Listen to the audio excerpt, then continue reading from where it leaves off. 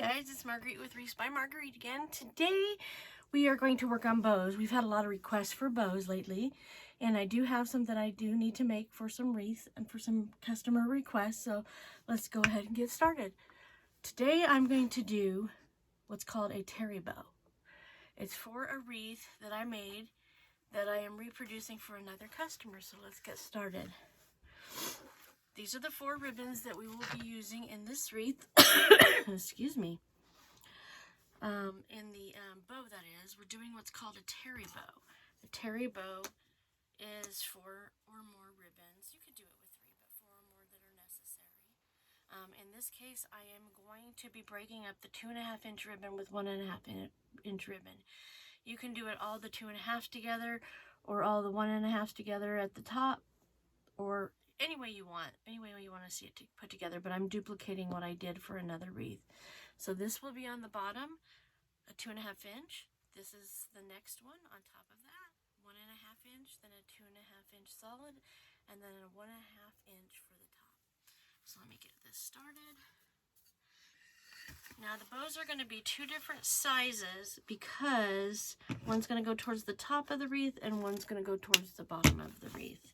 So I'm going to start out with a 7-inch tail on my bow maker, and I'll talk about this more in other videos, what this bow maker is and where I got it from. So you're going to start with the tail at 7 inches. The measurements are on here, and then I'm going to flip the ribbon after I've pinched it and stick it in between the 2 posts. You'll find that I probably move the bow maker around a lot. Also, once again, I'm left-handed, so I may or may not be doing this backwards for you, okay? So on this wreath, we're going to start out with a loop that is 5.5 inches in width, okay? So we're going to scrunch that in and twist it. Give yourself a good lead on the ribbon so you're not fighting with it like I just was. So what we're going to do is we're going to have 1 tail up and 1 loop up. Then we're going to come down here and do the same size loop on this side. I use my finger to hold it at the position. You never want to smash it down because then you get creases in it. Then I'm going to smush it here, keeping the finished side up and turning the ribbon around on this side of the post so that the finished side's down. So that loop's up there, that tail's there, and then this one is going to be a tail. What am I doing? See, I'm already starting off on the wrong foot. So now we're going to cut this again at 7. I'm going to make the dovetail. You could do it after you completely assemble the wreath bow, but I am doing it as I go this time. You'll find I mix it up, and I do that so that it's never monotonous, for lack of a better way to put it. Okay, so let me do that. Next one is this. This is the 1.5. I'm going to go ahead and cut the dovetail in the tip. I'm going to go down 1 inch. Generally, that's what we do. I like to gather it on the table on the first tail before I put it in. I'm going to put it in. And this time, the first tail is going to go down, and the first loop is going to go down. So basically, you're duplicating mirrored image back and forth. So this one's going to be at 5 inches because we're going down a little bit each time. That one should go here. Give yourself some leeway, which I didn't. Go back over here and start at 5 inches, making that loop. Put my finger in there. And then I'm going to not twist it because this was our last loop. So a Terri Bow is 2 loops and 2 tails on each layer. Okay? I'm going to cut that.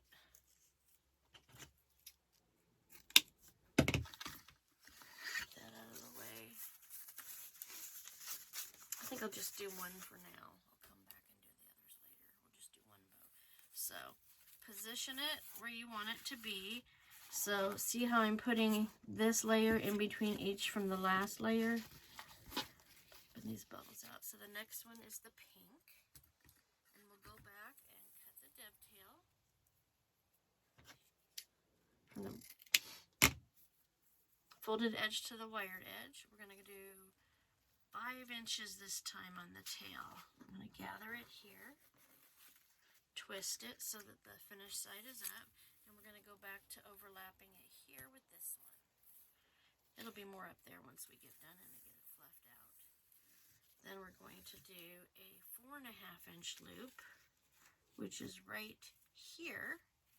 Scrunch it down and twist it so that the finished side is down on this side.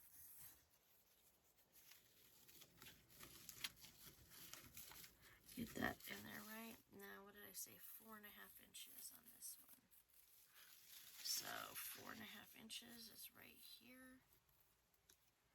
And we just smush it down in because that's the last loop. I'm going to cut that at the 5-inch mark and then give it a little haircut. Put that dovetail in there. Move that one aside. So that goes down here like the orange one was. So it's a loop, a tail, a loop, a loop, a tail, and a tail right now because we have one more layer to do. So that goes back down. So wait a minute. Up and down. Okay. So now we're going to do, these are the tails for the wreath I'll be making, and I will do that in the next few days. Show you how that goes. So we're going to do 5 again because I'm not sure how short we're going to need it to be. That won't happen until we get on the bow, on the wreath. So this time, like the second one, so first one tail was up, second one tail was down, third one tail was up, fourth one tail is down. Okay, so tail down and a 4-inch loop, which will also be down. This time the loop will be up. Get up there. And it's 4 inches. Last loop so the tail doesn't get twisted. And we're going to cut that at 5.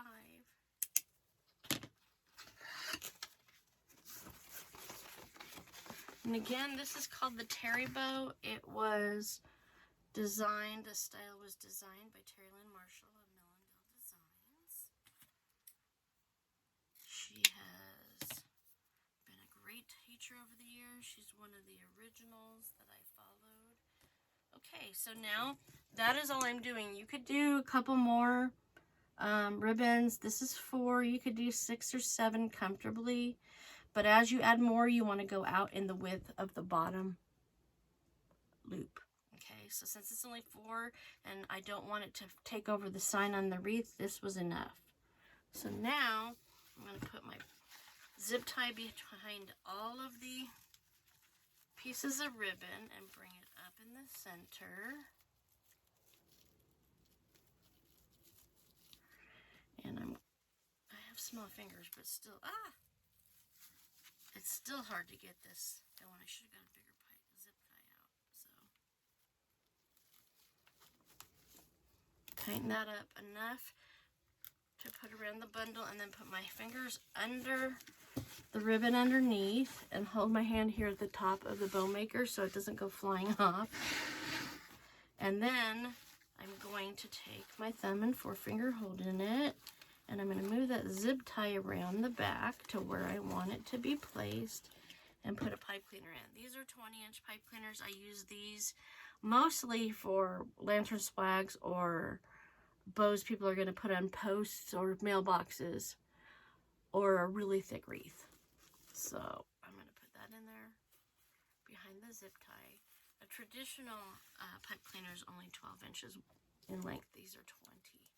All right, so I'm going to bring this all the way down, but not super tight because I'm going to hold the pipe cleaner and the zip tie with one hand while I spread out the ribbon.